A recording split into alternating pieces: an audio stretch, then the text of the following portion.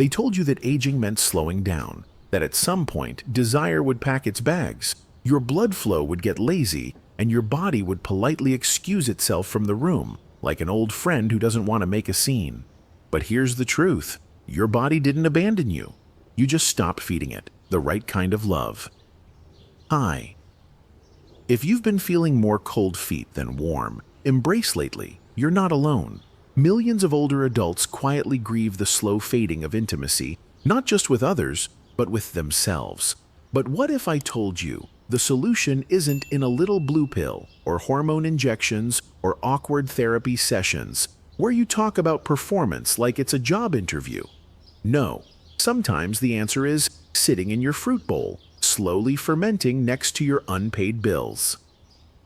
In this video, we'll explore 6 humble fruits that aren't just snacks.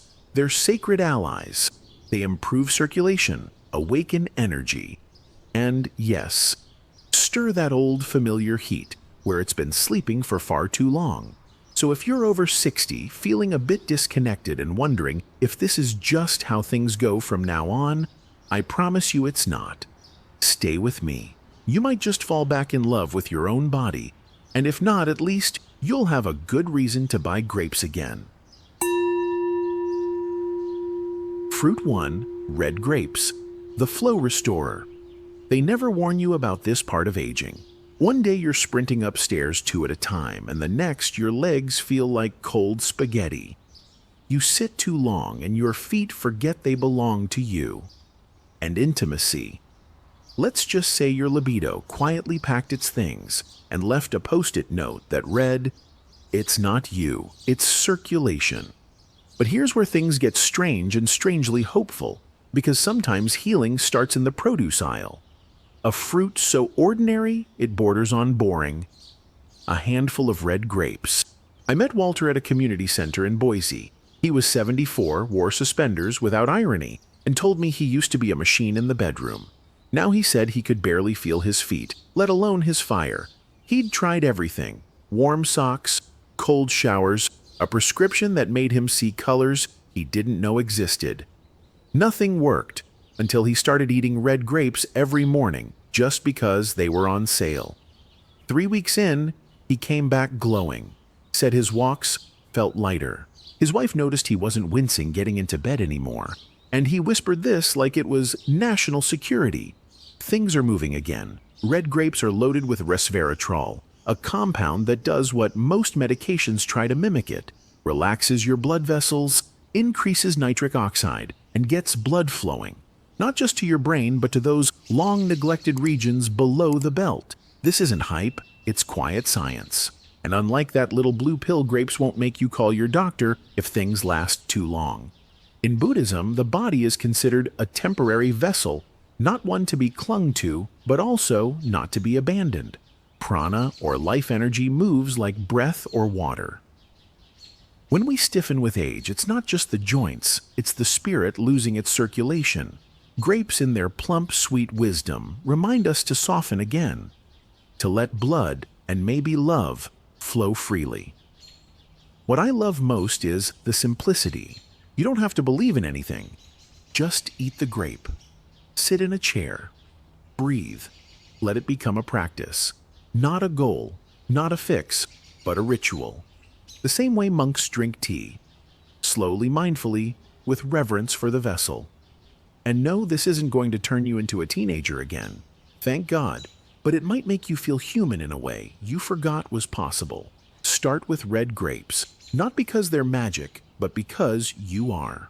And all it takes is one small act to remind the body, hey, you're still in there. Fruit 2. Cherries. The intimacy booster. There's something oddly poetic about cherries. They're sweet small and always look like they're blushing, like they know something you've forgotten, like they remember when you used to laugh in bed instead of groan while getting into it. If red grapes are the warm-up act, cherries are the encore, the fruit that doesn't just get your blood flowing, but calms the nervous system enough so you actually want to be touched again. Because, let's be honest, most people over 60 aren't suffering from a lack of desire. They're suffering from exhaustion, resentment, and arthritis in places that make desire feel like a bad idea. I once met a couple both in their late 60s who had stopped being intimate. Not because they didn't love each other, but because everything just felt dry. Dry emotionally, dry physically. They blamed hormones, blamed time, even blamed the mattress, but they never considered sleep. That's where cherries come in. These little ruby grenades are loaded with natural melatonin, the hormone that helps regulate your sleep cycle. But they also help reduce inflammation and increase nitric oxide, which means better circulation and more relaxed blood vessels. Translation: better blood flow down below and a quieter mind up top. And let's be clear, intimacy isn't just about performance anymore. At this age, the most erotic thing someone can do is make you feel safe. Cherries help with that. They lull the nervous system out of fight or flight and into rest and receive. They don't make fireworks, they make space. Buddhist psychology teaches that true intimacy begins when the mind becomes still enough to fully witness another being without grasping. That's what cherries offer, a soft return to presence. You stop performing. You start noticing the warmth of breath, the weight of a hand, the way your partner smiles when they think you're not looking. And there's a dark comedy to all this, isn't there? That the same fruit you used to spit pits from in the backyard as a kid is now gently encouraging your pelvis to show up to the party again. Life is weird like that. So if you find yourself lying in bed, not quite tired, not quite awake, just existing in a liminal zone of boredom and regret, try a bowl of cherries. Slowly, mindfully, let the juice run down your chin if it has to. Sleep better. Feel warmer. Remember that your body is not done with you yet. The heart doesn't retire. It just waits for the right fruit. Fruit 3. Papaya, the energy awakener.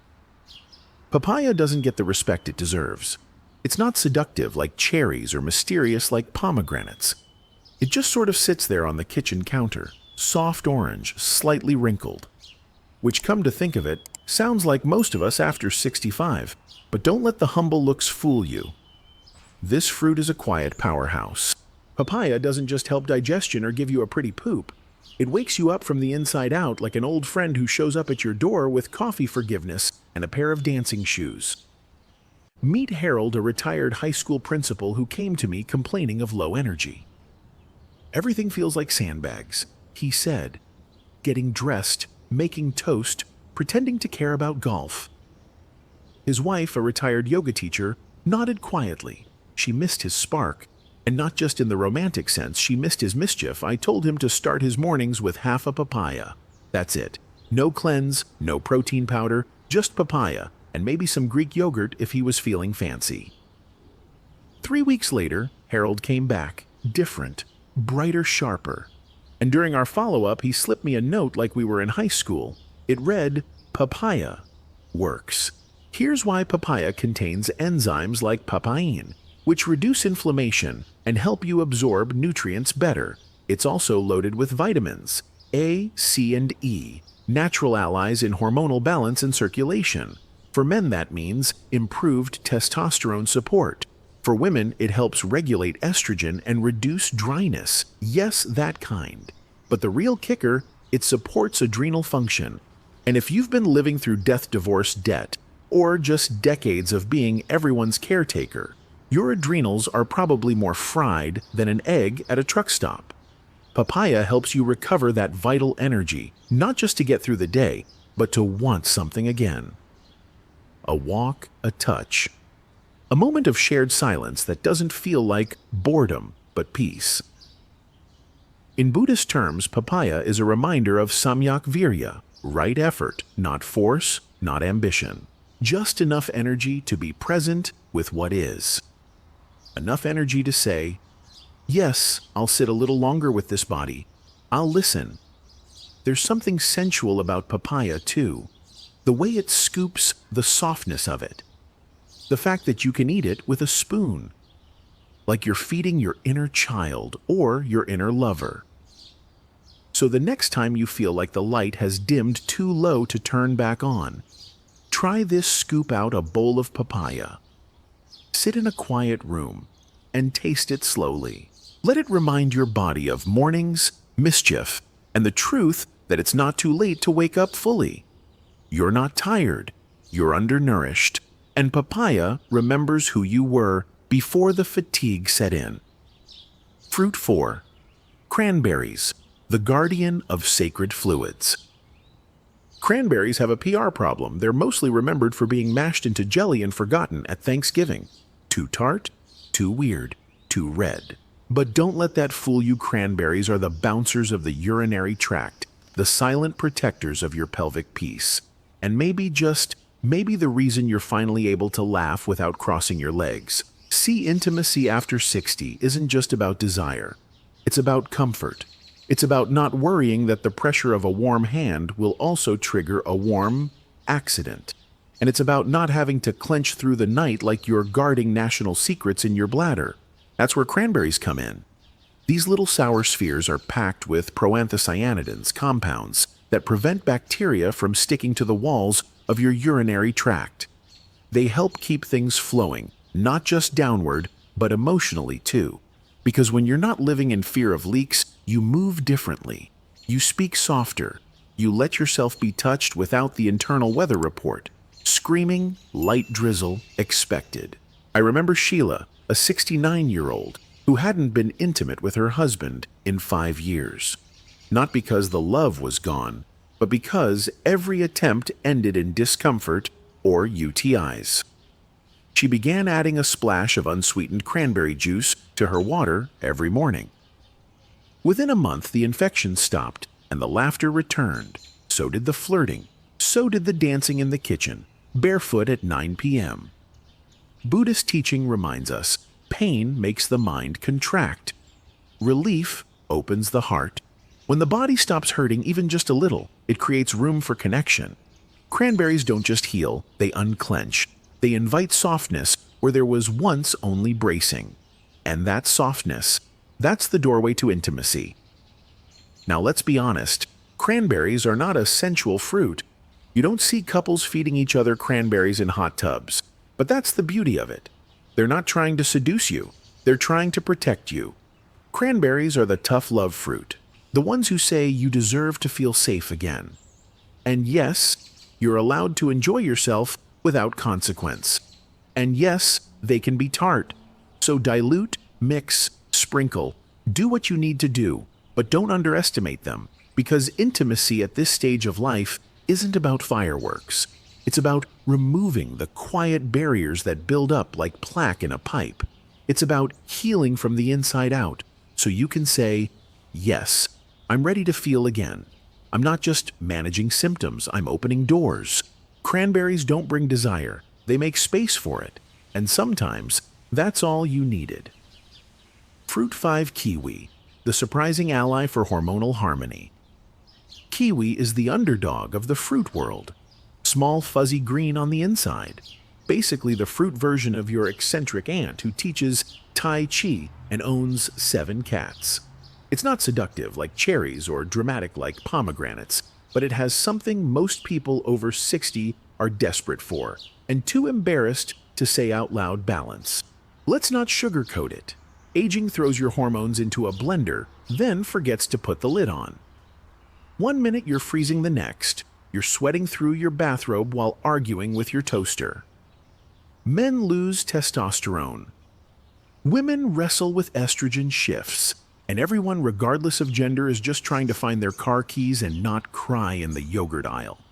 That's where Kiwi rolls in, wearing its weird little jacket of fuzz, quietly regulating chaos. Packed with serotonin precursors, vitamin C and potassium, Kiwi helps stabilize moods, blood pressure, and improve sleep. It also supports digestion and keeps cortisol, the stress hormone, from turning you into a sleepless wreck. In simpler terms, it helps you stop spiraling at 2 a.m. wondering if your life peaked in 1984. I met Alan and Ruth at a mindfulness retreat for seniors. She had insomnia. He had grumpiness. They'd been married 42 years and lately couldn't stand the sound of each other chewing. Every night was a battlefield of sighs and resentment. One of the monks recommended kiwi, not a pill, not a breathing app, just kiwi, 2 halves before bed. A month later, they sent a postcard. We sleep, we smile, we chew in peace. There's something strangely spiritual about kiwi. It's not flashy, but it does its job.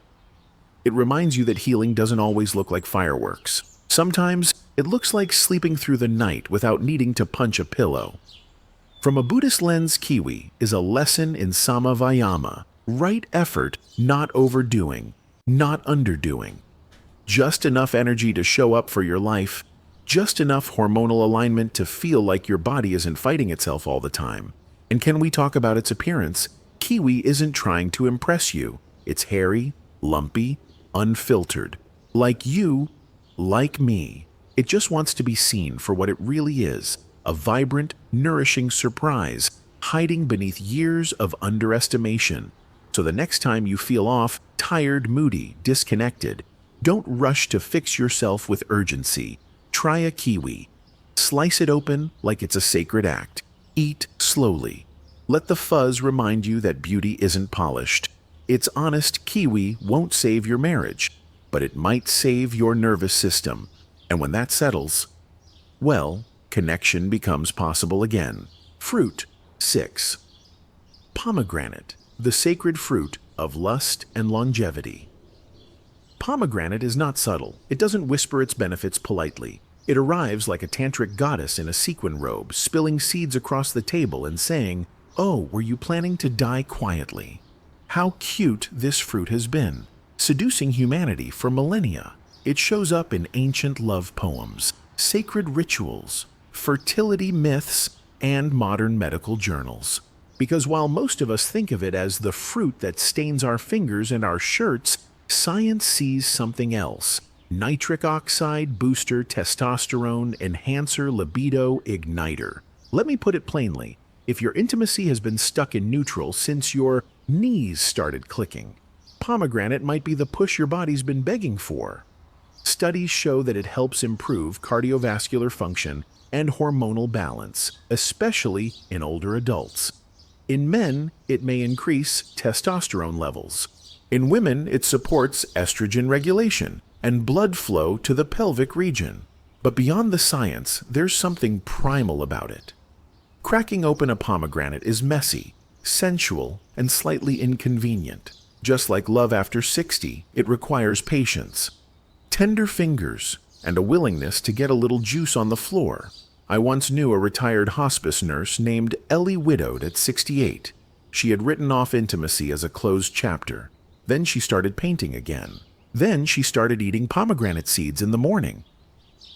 "I don't know what happened," she told me, laughing. "But my paintbrush isn't the only thing getting wet again." Was it the fruit? Maybe. Or maybe pomegranate just reminded her that there was still sweetness inside her waiting to spill out. In Buddhism, there's a concept called tanha, craving. It's usually seen as something to be let go of, but there's another view that desire itself isn't the enemy. It's clinging to it that causes suffering. When desire is met with presence, it becomes devotion. When your body is honored, not judged, it becomes sacred ground. That's the real lesson of pomegranate. It doesn't fix you. It honors you. It says, "Here are the seeds. What you do with them is your offering." And let's face it, there's something wildly life-affirming about an older adult spooning bright red seeds into their mouth at dawn, like they're preparing for battle or seduction. Maybe both. So go ahead, buy the pomegranate. Open it like a ceremony. Eat it like a prayer. And if your heart starts beating a little faster, or your hand lingers longer on someone's back, just smile. You're not too old for desire. You're just ripe enough to know what to do with it. You were never meant to fade quietly. You were meant to ripen sweet, strange, and unapologetically alive. If you've made it this far through the grapes, the cherries, the papayas, and their squishy revelations, you know by now this wasn't just a fruit salad. It was a mirror. Each fruit a teacher, each bite a reminder that your body isn't some sad little vessel in decline. It's a temple, Maybe a creaky one, but still sacred. And here's the truth: aging doesn't erase desire. It just asks you to pay attention, to show up slower, softer, more intentionally. And isn't that what intimacy was always meant to be? Maybe your hormones don't throw parties like they used to. Maybe your back pops more than your champagne. But the heart still wants to be touched. The soul still wants to be seen. So start small. A handful of grapes, a cherry before bed, a spoonful of papaya at sunrise. Not because fruit will save you, but because rituals awaken what routine numbs. You're not too old. You're too sacred to rush. Your body hasn't given up. It's been waiting patiently for you to remember how to love it again. And if all else fails, eat the damn pomegranate. At least your tongue will feel something.